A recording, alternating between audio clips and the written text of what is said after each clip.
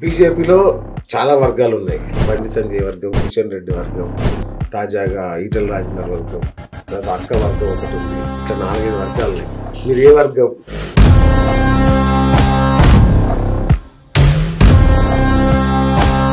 కాంగ్రెస్ రాజకీయాలకి బీజేపీ రాజకీయాలకి చాలా తేడా ఉంది. సో ఎట్లా మీరు సెలెక్ట్ చేసుకోవాల్సి వచ్చింది? నేను ఇంజనీరింగ్ చేసేటప్పుడు మాకు అక్కడ అంటే సరైన ఫెసిలిటీస్ లేదు. కానీ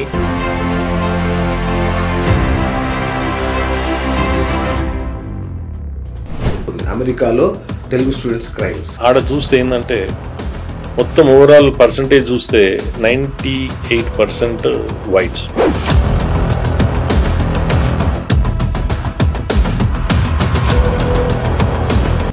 అట్లాగే సస్పిషియస్ డెత్స్ కూడా మన వాళ్ళే చాలా మంది అనుమానాస్పద మరణాలు ఎక్కువైనాయి మన తెలుగు స్టూడెంట్స్. ఇది ఎందుకు జరుగుతుంది సార్? అంటే ఇప్పుడు కొన్ని సందర్భాలలో ఏమవుతుందండి, స్కూల్ ఇన్ ద సెన్స్ కాలేజ్లో మన వాళ్ళు ఇక్కడ నుంచి పోతారు. సో ఆ సరౌండింగ్స్కి మన వాళ్ళకి పూర్తి స్థాయిలో అవగాహన రాదు. అయ్యేసరికి ఏమవుతుందంటే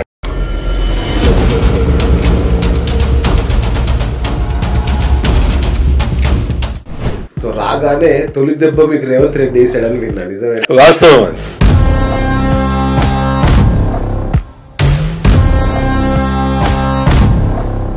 hi viewers, welcome to BS talk show. నేను మీ బుర్రా శ్రీనివాస్.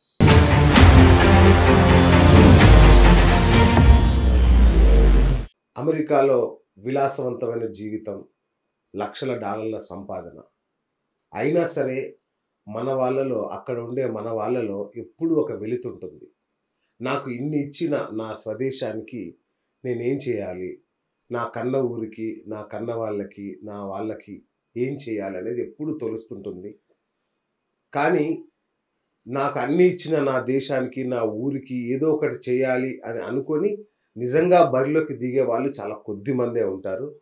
అలా దిగి కూడా యుద్ధాలు, అంటే స్థానిక రాజకీయ నాయకులతో, మాఫియాలతో యుద్ధాలు చేయడం చాలా కొద్ది మందికే చెల్లుతుంది. అలాంటి వారిలో ఒకరు గొట్టిముక్కుల సురేష్ రెడ్డి గారు. పెద్దపల్లి నియోజకవర్గంలో ఆయన ఇప్పుడు ఒక సంచలనం. గత 9 ఏళ్లుగా అన్నీ వదిలేసుకొని జనం కోసం, జనంలో మమేకమై కొట్లాడుతున్నారు. కానీ ఆయన రాజకీయంగా అనేక రకాల వెన్నుపోట్లకు గురవుతూ వస్తున్నా కూడా పట్టు వదలకుండా కొట్లాడుతున్నాడు. మరి దేనికోసం ఈ కొట్లాట, దేనికోసం ఈ ఆరాటం తెలుసుకునే ప్రయత్నం చేద్దాం. సార్ నమస్తే. నమస్కారం. ఎలా ఉన్నారు సార్? చాలా బాగున్నాను. కాదు సార్, లగ్జరీ లైఫ్, అసలు విలాసవంతమైన కార్లు అన్ని వదిలేసుకొని ఎందుకు సార్ పెద్దపల్లి బురదలో అలా కొట్లాడుతున్నారు ఘోరంగా? అంటే మీరు అన్నారు ఇంతకుముందు, మీరు చెప్పినట్టు అన్నీ ఉన్నా కానీ ఏదో ఒక లోటు. అది ఎప్పుడు, అది ఎంత చేసినా కానీ ఏదో తక్కువ అనిపించేది. సో అది కొంచెం మేము రియలైజ్ అయ్యే వరకు లేట్ అయింది. అది ఎప్పుడైతే మాకు తెలియకుండానే ఎవరైనా సమస్య వచ్చి చెప్పగానే మేము వాళ్ళతో పాటు మమేకం అవ్వడము, ఆ ప్రాబ్లమ్ని సాల్వ్ చేయడము, ఇన్వాల్వ్ కావడము, అప్పుడు ఆ ప్యాషన్ని మేము ఐడెంటిఫై చేసుకొని అరే ఇది అని ఒకటి భావించినాం. ఇంకొకటి ఏమైందంటే మేము వచ్చే క్రమంలో సోషల్ సర్వీస్ చేసేవాళ్ళం. అంటే ముందు కూడా గుడి బడి అని, లేకపోతే విద్యా వైద్యం విషయంలో. సో అందులో మేము ఏమీ చిన్న, అంటే తక్కువ ఎఫర్ట్ తోటి మేము వచ్చిన దానితో పెడితేనే దాదాపు 1000 మందికి మేము విద్యాపరంగా కానీ వైద్యపరంగా కానీ మార్పు తీసుకొచ్చినాం. కాబట్టి మాలాంటి వాళ్ళు చట్టసభల్లో ఉంటే ఒక చట్టం రూపంలో తీసుకొస్తే, విద్య వైద్యం ఉపాధి గురించి తీసుకొస్తే చాలా బాగుంటుందని ఒక నిశ్చయం తీసుకొని సరే ఎట్లయినా మంచిదే అని చెప్పి బరిలోకి దిగాల్సి వచ్చింది. సార్ అంటే మిమ్మల్ని బ్లేజర్లో, అంటే ఎన్ఆర్ఐ బ్లేజర్లు ఉంటాయి కదా, వాటిలలో చూసి సడన్ గా ఇసుక మాఫియా ఇలాంటి వాళ్ళతో కొట్లాడుతున్న మిమ్మల్ని చూస్తుంటే ఈ ట్రాన్స్ఫార్మేషన్ నాకు చాలా విచిత్రంగా ఉంది. ఎలా కాగలిగారు మీరు అసలు? అంటే చాలా సోఫిస్టికేటెడ్ లైఫ్ నుంచి ఈ గల్లీ కొట్లాటల దాకా. అంటే ఒకటే అండి, ఇప్పుడు శ్రీనివాస్ గారు మీకు సింపుల్గా మేము సంస్కారంతో నడవడం అనేది మాకు మా పెద్దలు నేర్పినటువంటి అది మేము పెరుగుతున్నటువంటి క్రమంలో వచ్చింది. అట్లా అని చెప్పేసి మేము ఏదైనా అన్యాయం జరిగితే మేము ఊరుకుంటామని కాదు. అట్లా అని చెప్పేసి మేము అన్యాయంగా ప్రవర్తిస్తామని కాదు. మేము సమయం వచ్చినప్పుడు ఎట్లా దేనికైనా కానీ తెగించి ముందుకు పోయేటువంటి సాఫ్ట్వేర్ హార్డ్వేర్ అన్ని అన్ని అన్ని అయినాయి కూడా మీరు చూస్తే కూడా కొన్ని ఉన్నాయి. చూసా మామూలు కొట్లాట కాదు. సో అక్కడ జరుగుతున్నటువంటి అన్యాయము అక్కడ మాది ఏంటంటే పెద్దపల్లి వ్యవసాయ ఆధారిత ప్రాంతం పూర్తిగా. కాబట్టి తాగునీరు సాగునీరుకి తీరని అన్యాయం జరుగుతుంది. కాబట్టి అసలు ఏంది అని ఇప్పుడు మాలాంటి వాళ్ళు కొంతమంది మమ్మల్ని అప్రోచ్ అయినప్పుడు నేనేమడుగుతా అంటే, మీరు ఖచ్చితంగా నిలబడతా అంటేనే నేను మీతో నిల్చుంటా, మీరు మధ్యలో వదిలిపెడతా అంటే నా దగ్గర రాకండి నేను చెప్తాను. అటువంటి వాళ్ళతోనే తీసుకొని దాన్ని పూర్తిగా రీసెర్చ్ చేసినాకనే మేము ఎంత దాని తెగింపు కోసం ఎంత దూరమైన వెళ్ళడానికి సిద్ధమవుతాం. సూపర్. అంటే మాకు తెలిసిన ఎన్ఆర్ఐలు ఏంటంటే వాళ్ళు ఫండ్స్ పంపిస్తారు కానీ ఓట్లు లేరు, అసలు వాళ్ళకి ఓటు హక్కే ఉండదు. అలాంటి దాని నుంచి మీరు ఇలాంటి దాకా వచ్చారు అంటే కొంత మార్పు జరుగుతుంది. అయితే ఖచ్చితంగా అంటే ఇప్పుడు మీరు చూడండి, ఇప్పుడు ఎక్కడైనా అండి, ఇప్పుడు తెలంగాణలో తెలంగాణ ప్రజలు ఎంత చైతన్యవంతులు ప్లస్ అంత ఆదరిస్తారు కూడా. సో అందులో మేము తెలంగాణ ఉద్యమంలో కూడా అమెరికాలో ఉండి మేము టీడీఎఫ్ కావచ్చు, తెలంగాణ ఎన్ఆర్ఐ అసోసియేషన్ కావచ్చు, తర్వాత డేటా కావచ్చు, డాలస్ ఏరియా తెలంగాణ అసోసియేషన్ కావచ్చు, మేము కల్చరల్ ఈవెంట్స్ కావచ్చు, తర్వాత ఇక్కడ ఉద్యమం ఉధృతంగా జరిగినప్పుడు జయశంకర్ సార్ గారితో, కోదండరామ్ గారితో, తర్వాత కేసీఆర్ గారితో, తర్వాత అక్కడ వచ్చినటువంటి విద్యాసాగర్ రావు గారితో కూడా మేము కోదండరామ్ గారితో కూడా సెమినార్లు పెట్టియడం, ఎడ్యుకేట్ చేయడం, నీళ్లు నిధులు నియామకాల పైన ఏదంటే చాలా అంటే అది చెప్పుకుంటే మనకు టైం సరిపోదు కానీ అంటే మా విధంగా మేము అక్కడ ఉండుకుంటూ కూడా మేము మా వంతు చేసినాం. కాబట్టి ఆ ఎక్స్పీరియన్స్ తోటి ఇక్కడ కిందికి వస్తే కూడా మాకు ఈజీ అయింది. ప్లస్ ఎన్నడూ కూడా మేము మూలాలు మర్చిపోలేదు. మా రాజకీయ కుటుంబం ప్లస్ వ్యవసాయ ఆధారిత కుటుంబం కాబట్టి ఎప్పుడు ఎంత బిజినెస్ ట్రిప్ మీద వచ్చినా, ఎక్కడొచ్చినా, వారం రోజులకు వచ్చినా, 10 రోజులు వచ్చినా, కనీసం 1 రోజు 2 రోజులు మా ఊర్లో గడిపే సంస్కృతికి అలవాటు పడ్డోళ్ళం కాబట్టి మాకు ఇదేం కొత్త అనిపించలేదు. కానీ నాకు ఒకటి విచిత్రం అనిపిస్తుంది సార్, మీకు రాహుల్ గాంధీ సన్నిహితుడు, కేసీఆర్ సన్నిహితుడు, ఇటు కిషన్ రెడ్డి, బండి సంజయ్ లాంటి వాళ్ళు సన్నిహితులు, అయినా మీకు వెన్నుపోట్లు తప్పట్లేదు ఏంటి? అంటే అది ఇప్పుడు కదా. అంటే నేనేమంటున్నా అంటే ఫస్ట్ మేము రాజకీయంలో ఏదో పదవి కోసం రావాలి, ఏదో మేము ఎమ్మెల్యేలు కావాలి, ఏదో పదవులు కావాలని మాకు ఆలోచన లేకుండే. మేము సమాజంలో మా వంతుగా మాకు అప్పుడు చెప్పాను కదా ఇంతకు, మనకు అది ఏదో లోటు మేము రియలైజ్ అయ్యే వరకు లేట్ అయింది. సో మేము అది ఏదో ప్యాషనేట్ గా మేము ఇది సోషల్ ఇది ఈవెంట్స్ చేయడము, తర్వాత సామాజిక సేవలు, విద్య, వైద్యం ఏదో నమ్ముకున్న దానికి చేయాలనే ఉద్దేశంతో చేసేవాళ్ళు. ప్రతిసారి వచ్చి కొంతమంది మీలాంటి వాళ్ళు రాజకీయంలో ఉంటే బాగుంటుంది, రాజకీయాలు బాగుంటాయి, ఇది మాకెందుకు అనే టైప్లో మేము అప్పుడు ఆలోచించాం. కానీ ఎప్పుడైతే నిజంగా సమస్యను తీసుకోవడము, దాని ఒక ప్రాజెక్ట్ లెక్క తీసుకోవడము, దాన్ని చేయడం తోటి మళ్ళీ తర్వాత యూఎస్లో రాహుల్ గాంధీ గారు వచ్చినప్పుడు మీటింగ్స్ ఆర్గనైజ్ చేస్తే వాళ్ళు మీలాంటి వాళ్ళు రావాలంటే అప్పుడు మేము రియలైజ్ అయ్యి కిందికి రావడం జరిగింది. కాబట్టి అంటే ఏమైందంటే పరిస్థితులు అనుకూలంగా మా వ్యక్తిత్వం వాళ్ళు కొంచెం ఏంటంటే వీళ్ళు చెప్తే వీళ్ళు వింటారు, వీళ్ళే కరెక్ట్ అనే ఉద్దేశంతో మమ్మల్ని కన్విన్స్ చేసేసరికి మేము కన్విన్స్ అయినాం. వాళ్ళ లెక్క ఇప్పుడు పార్టీ నమ్ముకున్నప్పుడు మేము అంటే తర్వాత ఏది రెబల్ గా నిల్చోవడము, కొట్లాడడం అటువంటిది వద్దు, కొంచెం ఆలస్యమైనా మంచిదే కానీ మన గోల్ మనం పట్లే. సరే సార్, ఇప్పుడు మీరు తెలంగాణ ఉద్యమ సమయంలో కేసీఆర్ గారితో సన్నిహితం కలిసి పనిచేశారు, కవిత గారితో కలిసి బతుకమ్మ లాంటివన్నీ ప్రమోట్ చేశారు. ఆయన మిమ్మల్ని పార్టీలోకి రమ్మన్నా పోకుండా మీరు ఎందుకు కాంగ్రెస్లోకి వెళ్ళాల్సి వచ్చినప్పుడు? అంటే అదే చెప్తున్నాను కదా, అప్పుడు రాజకీయం దృష్టిలో పెట్టుకొని ఏదో నిల్చోవాలి పదవి అని మేము అప్పుడు ఆలోచించలేదు. తెలంగాణ కాజ్ గురించి అందరితో పాటు మా వంతు పాత్ర ఏందనేదే మేము పోషించినాం తప్పితే మేము టీఆర్ఎస్ నుంచి టికెటో కాంగ్రెస్ నుంచి టికెటో అని కాలేదు.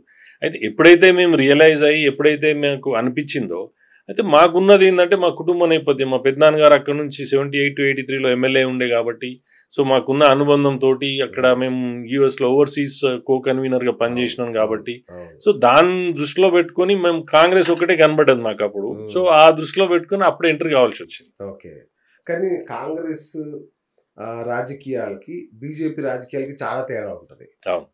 ఒక రకంగా చెప్పండి, కాంగ్రెస్ తర్వాత బీఆర్ఎస్ ఆలోచించవచ్చు, కానీ బీజేపీ ఎక్స్ట్రీమ్ పాలిటిక్స్ ఉంటాయి కదా. సో ఎట్లా మీరు సెలెక్ట్ చేసుకోవాల్సి వచ్చింది? అంటే మీకు ఒక 2-3 పాయింట్స్ అండి. అంటే బేసిక్గా నా personality as an individual okay. నేను ఎంత సంస్కారంగా ఉంటానో అది అన్యాయం జరిగినప్పుడు అదే విధంగా ఉంటుంది, మళ్ళీ ఎక్స్ట్రీమ్ ఉంటుంది. ఒకటి నమ్ముకున్నప్పుడు దానికోసం నేను సిన్సియర్గా పనిచేస్తాను, అదొకటి. తర్వాత నేను దేశం కోసం అనేది నేను చిన్నగా ఉన్నప్పుడు నేను ఇంజనీరింగ్ చేసేటప్పుడు మాకు అక్కడ అంటే సరైన ఫెసిలిటీస్ లేదు, కానీ అప్పుడు ఎయిర్వింగ్లో నేను 3 ఏళ్ళు ఎయిర్వింగ్ క్యాడెట్గా చేశాను, సి సర్టిఫికేట్ హోల్డర్. అందులో మేము స్కిట్ షూటింగ్ కానీ, తర్వాత ఈ ఈ మన గ్లైడర్ అని ఉంటుంది. గ్లైడర్ అంటే ఈ గ్లైడర్ కాదు, ఇంజన్లెస్ ప్లేనే, ఇద్దరు కూర్చుంటాం, ఇద్దరు 2 సీటర్. అది మామ్నూన్ ఎయిర్పోర్ట్లో మాకు నెంబర్ ఆఫ్ అవర్స్ కంప్లీట్ చేసి మాకు అది పైలట్ లైసెన్స్ కూడా ఇస్తారు మాకు. సో మేము అక్కడ ఢిల్లీలో జరిగే ఆర్డీ పరేడ్కి సెలెక్ట్ అయినా కానీ ఎడ్యుకేషన్ దృష్టిలో ఆ కాన్ఫ్లిక్ట్ రావడం తోటి నేను స్టెప్ బ్యాక్ తీసుకొని all India voice Sainik camp Rajasthan కోటాలో జరిగింది. అక్కడికి పోవడము, దేశం అంటే అట్లా మాకు ఆ ప్యాషన్ ఉండే. సో కాబట్టి ఈ దేశం కోసం, తర్వాత మా పర్సనాలిటీ, మా సంస్కారము, తర్వాత ఇవన్నీ కూడా చాలా మంది ఈ కాంగ్రెస్లోకి ఎంటర్ అయినాక మీలాంటి ప్రొఫైల్ బీజేపీ అయితే కరెక్ట్ అని చెప్పడం. సో ఇటువంటివి అయితే బాగుంటుంది, మీరు సిన్సియర్గా ఉంటారు, కొట్లాడతారు, మీరు ప్రజల కోసం చేస్తారు, కాబట్టి మీలాంటి వాళ్ళు ఇక్కడ వస్తే బాగుంటుందని చెప్పడంలో ఏదో సమయం మాకు జరిగిన అన్యాయంలో కూర్చొని ఆలోచించడంతో కొంతమంది పెద్దలు మాకు ముందు నుంచి ఉన్నటువంటి అనుభవం, అది వివేక్ గారు కావచ్చు, కాకా వెంకటస్వామి గారు కావచ్చు, మా కుటుంబంతో ఉన్నదాంతో వారితో అప్పుడు బీజేపీలోకి రావడం జరిగింది. Okay okay. So before entering into serious politics, ఒక్కసారి అమెరికా లైఫ్ బ్యాక్గ్రౌండ్ అంటే ఇప్పుడు అందరిలో ఒక టెన్షన్, అమెరికా ఏమైపోయింది, మన తెలుగు వాళ్ళకి ఒకప్పుడు స్వర్గధామంలా ఉంది, ఇప్పుడు ఏంటి ఇట్లా అయిపోయిందని ఒక భయం నెలకొంది. ఏంటి అసలు అమెరికాలో ఇప్పుడున్న వాస్తవ పరిస్థితులు ఏంటి అసలు? అంటే మీరు చూడండి, ఇప్పుడు అక్కడికంటే అంటే నేను ఎట్లా ఆలోచిస్తానంటే, అప్పుడున్న పరిస్థితుల్లో మధ్యతరగతి కుటుంబాలకు, తర్వాత వాళ్ళకి అది ఇట్స్ హెవెన్ అనొచ్చు అండి, తప్పకుండా. ఎందుకంటే అప్పుడు కనుక ఆ పరిస్థితులు, వాళ్ళు కనుక మనల్ని ఆదరించకపోతే దారుణమైన పరిస్థితి ఉంటుంది, వాస్తవం ఒప్పుకోవాల్సిందే. కానీ over a period of time అది ఏమైపోయిందంటే, అక్కడ మన వాళ్ళు అన్నిట్లో స్ప్రెడ్ అయిపోయినరు. అక్కడ ఉన్నటువంటి లీడర్షిప్ సరైన టైంలో సరైన నిర్ణయాలు తీసుకుపోయేసరికి వాళ్ళకు ఆ పరిస్థితి వచ్చింది. ప్లస్ ఇంకొకటి ఏమైందంటే, మన ఇండియా, భారతదేశం గత 10 ఏళ్లలో చూస్తే ప్రపంచంలో ఏ నిర్ణయం తీసుకున్నా కానీ మనల్ని పరిగణలోకి తీసుకోకుండా నిర్ణయాలు జరగట్లేదు. అది మీరు ఏ ఫీల్డ్ అయినా కానీ, మీరు ఏ ఫీల్డ్ అయినా కానీ. అయితే అక్కడ ఏమైందంటే, ఆ ట్రాన్స్ఫర్మేషన్లో అమెరికా కూడా కొన్ని మిస్ అయిపోయింది. దాంతో ఏమైంది, ఇమిగ్రేషన్ అనుకోండి. ఇమిగ్రేషన్ ఎందువల్ల అవసరం ఉన్నంతసేపు ఒక తీరు, అవసరం లేనంతసేపు ఒక తీరు వ్యవహారం ఉంటుంది. సో కాబట్టి ఇప్పుడు మన వాళ్ళు అన్ని రంగాల్లో వ్యాపించారు, ఆర్థికంగా కావచ్చు, సామాజికంగా కావచ్చు, రాజకీయంగా కావచ్చు, అన్ని విధాల్లో ఉన్నారు. కాబట్టి సహజంగానే వాళ్ళకు ఒక అభద్రతా భావం ఏర్పడ్డది. ఏర్పడి ఏమైందంటే, మన వాళ్ళు కూడా కొంచెం అక్కడ ఉన్నటువంటి పరిస్థితులకు అనుగుణం కాకుండా ఇక్కడ లెక్క వ్యవహరించడం కూడా కొంత, అంటే అందరూ కాదు, కొంతమంది చేయడం వల్ల కూడా దాంతో ఏమైతుందంటే అది అడ్వర్స్ ఎఫెక్ట్ తోటి, అంటే ఆ ఇంపాక్ట్ అనేది అందరి మీద పడుతుంది. అది ఇమిగ్రేషన్ కావచ్చు, ఎంప్లాయ్మెంట్ కావచ్చు, బిజినెస్ కావచ్చు, ఏదైనా కావచ్చు. కాబట్టి ఏంటంటే అదొక టైప్ ఆఫ్, అంటే ఇప్పుడు మన కల్చర్ వాళ్ళకి తెలియదు కదా, ఇప్పుడు మనం అది కరెక్ట్ అనుకుంటాం కానీ వాడిని దృష్టిలో తప్పది. సో కాబట్టి అది కొన్ని మనం దాంతో కొంచెం తేడా వచ్చింది, ప్లస్ ఇబ్బందికరమైన పరిస్థితులు వచ్చినాయి. ప్లస్ ఇంకొకటి ఏంటంటే, ఈ మొత్తం జియో పొలిటికల్ ఈ సినారియోలో ఆడ కొన్ని వాళ్ళు ఇంకా సూపర్ పవర్ అని అహంకార ధోరణితో పోట్లతోటి మిగతా, ఇప్పుడు చైనా కావచ్చు, ఇండియా కావచ్చు, రష్యా కావచ్చు, ఈ బ్రిక్స్ దేశాలకు సంబంధించిన వాళ్ళు మిగతా దేశాలు కూడా అదొక డెవలప్మెంట్ ప్యాత్లో పోయేసరికి వాళ్ళు జీర్ణించుకోలేక డెస్పరేషన్లో చేసే దాటితో కూడా మనకు ఇంపాక్ట్ అవుతుంది. దాంతో పాటు సార్, తెలుగు స్టూడెంట్స్ క్రైమ్స్ అనేది ఒకటి ఇప్పుడు హ్యాష్ ట్యాగ్ కూడా ట్రెండ్ అవుతుంది అమెరికాలో, తెలుగు స్టూడెంట్స్ క్రైమ్స్. ఇది సార్, ఇది అంటే క్రైమ్స్ అంటే ఇప్పుడు ఎట్లయిపోయిందంటే, ఇప్పుడు మేము ఫస్ట్ పోయినామండి, మీకు చిన్న ఎగ్జాంపుల్ చెప్తాను. నేను డాలస్, బాస్టన్ నుంచి డాలస్ 98లో పోయినాను. సో నేను బాస్టన్ నుంచి డాలస్ పోయినప్పుడు ఆడొక మంచి, అంటే it's one of the affluent community అనమాట యుఎస్లో. సో తీసుకున్న తర్వాత ఆడ చూస్తే ఏంటంటే, మొత్తం ఓవరాల్ పర్సంటేజ్ చూస్తే 98% వైట్స్ ఆ సిటీలో. ఓకే. ఆ మిగతా 2%లో చైనీస్, బ్లాక్స్, తర్వాత మిగతా అందరూ కూడా ఉన్నారు. అయితే నాకు ఒకటే బాధ అనిపించేది ఏంటంటే, అరే ఇంట్లో పోతే మనకు అదేంది డిస్క్రిమినేషన్ ఉంటుంది కదా, మన పిల్లలు ఎట్లా, మనం కొత్తగా వచ్చిన ఫస్ట్ జనరేషన్. అయితే అది ఏమైంది over a period of time నేను చూస్తే మా నైబర్హుడ్ నుంచే అప్పుడు స్కూల్ మొత్తం మీద ఒకళ్ళు ఇద్దరు ఇండియన్స్ ఉండేది. ఇప్పుడు పరిస్థితి ఎట్లా అయిపోయిందంటే మన స్ట్రీట్ నుంచే ఒకటే క్లాస్లో ఇండియన్స్ కాదు తెలుగు వాళ్ళు ఇద్దరు ముగ్గురు అయినరు. కాబట్టి అది ఆటోమేటిక్గా ఆ జనజీవనంలో కలిసిపోయేసరికి చాలా మంది కూడా అందులో ఇన్వాల్వ్ అయిపోతారు. కాబట్టి వైట్స్ 2%, మన వాళ్ళు 98% అయ్యారా? అట్లేం కాలే కానీ అంటే పెరిగింది మనది సిగ్నిఫికెంట్ గా. అంటే ఇప్పుడు ప్రతి క్లాస్లో మీరు కిండర్ గార్డెన్ నుంచి మొదలు పెడితే సీనియర్ హై స్కూల్ వరకు కూడా ప్రతి క్లాస్లో కనీసం స్కూల్లో ఒకరిద్దరు ఉండేది, ప్రతి క్లాస్లో 5-10 మంది అయ్యేసారు.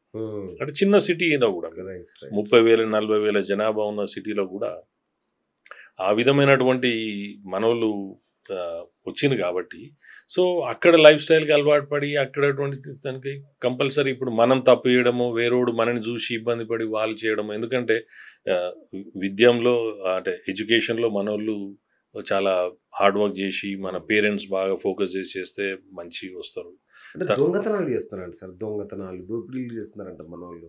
అదే అంటున్నాను నేను. ఏమంటున్నాను, ఇప్పుడు అక్కడ లైఫ్ స్టైల్కి అలవాటు పడ్డారండి అంతే. మరి ఇప్పుడు ఇక్కడ కూడా ఇప్పుడు మీరు ఊర్లలో వెళ్ళండి, ఇప్పుడు నలుగురు ఉంటే వాడు ఇప్పుడు మన దగ్గర అనొద్దు కానీ ఇప్పుడు డ్రగ్స్ గంజాయి బాగా నడుస్తుంది ఊర్లలో కూడా. సో వాడు అలవాటు పడతాడు, ఏం చేస్తాడు. ఇప్పుడు మేము ఫస్ట్ జనరేషన్ మేము చూసినాము, తర్వాత మా పిల్లలను కంట్రోల్ చేసినాము, తర్వాత కొన్ని families second third fourth generation వాళ్ళు కూడా ఉన్నారు. సో వాళ్ళ పిల్లలు పూర్తి అమెరికనైజ్డ్ కదా. సో కాబట్టి వాళ్ళ అంటే బ్యాక్గ్రౌండ్ తీసుకొచ్చి వాళ్ళు చూస్తే తెలుగు వాళ్ళు కావచ్చు, నార్త్ ఇండియన్స్ సౌత్ ఇండియన్స్ కావచ్చు, కానీ ఆ విధమైనటువంటి అలా ఆ మమేకమై వాళ్ళు పోయినరు కాబట్టి అందులో ఎవరో ఒకరు చేస్తుంటారు. అట్లాగే సస్పిషియస్ డెత్స్ కూడా మన వల్లే చాలా మంది అనుమానాస్పద మరణాలు ఎక్కువైనాయి మన తెలుగు స్టూడెంట్స్. ఇది ఎందుకు జరుగుతుంది సార్? అంటే ఇప్పుడు కొన్ని సందర్భాలలో ఏమవుతుందండి, school in the sense college మన వాళ్ళు ఇక్కడ నుంచి పోతారు. సో ఆ సరౌండింగ్స్కి మన వాళ్ళకి పూర్తి స్థాయిలో అవగాహన రాదు. ఓకే. అయ్యేసరికి ఏమవుతుందంటే అక్కడ చాలామంది ఫుల్లీ లోడెడ్, అంటే ఇన్ ద సెన్స్ డ్రగ్స్ తీసుకొని రైట్ వాళ్ళు అక్కడ ఉండి వాళ్ళతో ఏదో చిన్న కాన్ఫ్లిక్ట్లో ఆర్గ్యుమెంట్ కావడము, వాళ్ళు దాన్ని సీరియస్ తీసుకోవడము, కొట్టడము, లేకపోతే వాళ్ళు ఎక్కడ ఉంటారో చూడడము, అంటే మన షూటింగ్స్ కావడము, లేకపోతే వాళ్ళని తీసుకొచ్చి ఏమంటే ఇంకో కొన్ని సందర్భాలలో ఏమైతే అంటే వాడు మంచి పర్ఫార్మ్ చేస్తే కూడా అక్కడ ఉన్న పరిస్థితి ఏంటంటే మనంత సోషలైజ్డ్ ఉండరు కిడ్స్. ఓకే. వాళ్ళు డిప్రెషన్లకు చాలా మంది పోతారు. అంటే ఈ డైవర్స్ రేట్స్ ఎక్కువ ఉండి తల్లి తండ్రితో అది ఇబ్బంది ఉండి, సో వాళ్ళు కూడా అంటే కొన్ని సందర్భాల్లో డెస్పరేషన్లోకి వెళ్ళి ఇప్పుడు వీడు బాగా చదువుతున్నాడు వీనికి ఏమైనా వస్తున్నది అనే ఉద్దేశంలో కూడా చేయవచ్చు. సో అంటే నానా రకాల ఉంటుంది. అంటే ఇప్పుడు ఎవరో ఒక్కరు ఉన్నది వేరు, కానీ ఇప్పుడు 100 మంది కనబడేసరికి ఇప్పుడు మీరు ఎక్కడ పోయినా షాపింగ్ పోయినా కనబడతారు. మీరు ప్రతి మారుమూల గ్రామంలో ఎక్కడ పోయినా మన ఫ్యామిలీ అయితే ఉంటుంది. నాకు బాగా అనిపించింది, కిరాణా షాపుల్లో దొంగతనం చేస్తారంట మన వాళ్ళు. కిరాణా షాపుల్లో అంటే అది కొన్నిసార్లు ఏమవుతుంది అంటే హ్యాబిచువల్, అంటే వాళ్ళు నిజంగా దొంగతనం అనుకోరు, అది ఫన్ టైప్ లో కూడా వేసి ఇరుక్కపోతారు. ఇప్పుడు అమెరికాలో ఇంకొకటి ఏంటంటే దొరకనన్ని రోజులు దొరకలేక ఉండొచ్చు, దొరికితే మాత్రం పాతాళలోకం దొక్కేస్తారు, అంత తీసేస్తారు. చిన్నదే కావచ్చు, అది మొత్తం మీ హిస్టరీలో ఉండిపోతుంది. ఇంకొకటి సార్, ఇప్పుడు ఈ అమెజాన్, గూగుల్ లాంటి పెద్ద కంపెనీలు కూడా మాస్ లే ఆఫ్ చేస్తున్నాయి. ఏంటి సార్ మన వాళ్ళ పరిస్థితి? అది అంటే it's part and parcel of ప్యాకేజ్తో వచ్చేది. అంతేనా? అంతే కదా. ఇప్పుడు ఆడ ఎకానమీ బాగుంటుంది, డిమాండ్ సప్లై, ఆడు అవసరం ఉన్నప్పుడు తీసుకుంటాడు, లేనప్పుడు అంతే కదా. అందుకే ఒకటి చిన్నది మీకు ఎగ్జాంపుల్ చెప్తాను. ఆడ మీరు WWW అంటారు కదా, దాన్ని మీకు ఇక్కడేమో వరల్డ్ వైడ్ వెబ్ అంట. ఇక్కడ ఏంటంటే వర్క్, వెదర్, వైఫ్. ఓకే. ఈ మూడు ఎప్పుడు ఏమవుతుందో తెలియదు అమెరికాలో అంటారు. వెదర్, వైఫ్, వర్క్ ఎప్పుడు ఉంటారో ఎప్పుడు పోతారో తెలియదు. ఇప్పుడు మీకు కొన్ని సందర్భాలలో కొన్ని ప్రాంతాల్లో మీరు ఒకటే రోజు 3 రకాల అంటే వేరియేషన్ చూస్తారు. వర్షం పడుతుంది, ఎండ వస్తుంది, స్నో పడుతుంది. కాబట్టి ఎప్పుడు అందుకే ప్రతిసారి అక్కడ మెజారిటీ ఆఫ్ ద టైం పోయేటప్పుడు వెదర్ ఎట్లుందని చూసుకొని పోతాం. అవునవును, యూఎస్ లో వెదర్ రిపోర్ట్ అనేది చాలా ఇంపార్టెంట్. అవును, కాబట్టి అందుకే వాళ్ళకు డిమాండ్ ఉండి సప్లై ఉండి చేస్తుంది. వాళ్ళ ఎకానమీ బాగాలేదు, వాళ్ళకి కావాల్సి ఆల్టర్నేట్ ఏం లేదు. ఇక్కడ లెక్క మనకి ఒకసారి నౌకరీ వచ్చిందంటే పర్మనెంట్ అనేది ఏం లేదు కదా. మెజారిటీ ఆఫ్ దెమ్ అంతా ప్రైవేట్ ఎంప్లాయ్మెంటే కాబట్టి. సో ఇది it's part and parcel of వాళ్ళ ఉండాల్సిన జీవనంలో వాళ్ళ భాగమే అది. అలాగే మన వాళ్ళు దశాబ్దాల తర్వాత గ్రీన్ కార్డ్స్ కోసం ఎదురు చూస్తుంటారు కదా. దీనికోసం మన భారతీయ ప్రభుత్వం కానీ మీ మోడీ గారు కానీ ఏం చేయరా? ఇప్పుడు అది వాళ్ళ ఇంటర్నల్ మ్యాటర్ కదండి.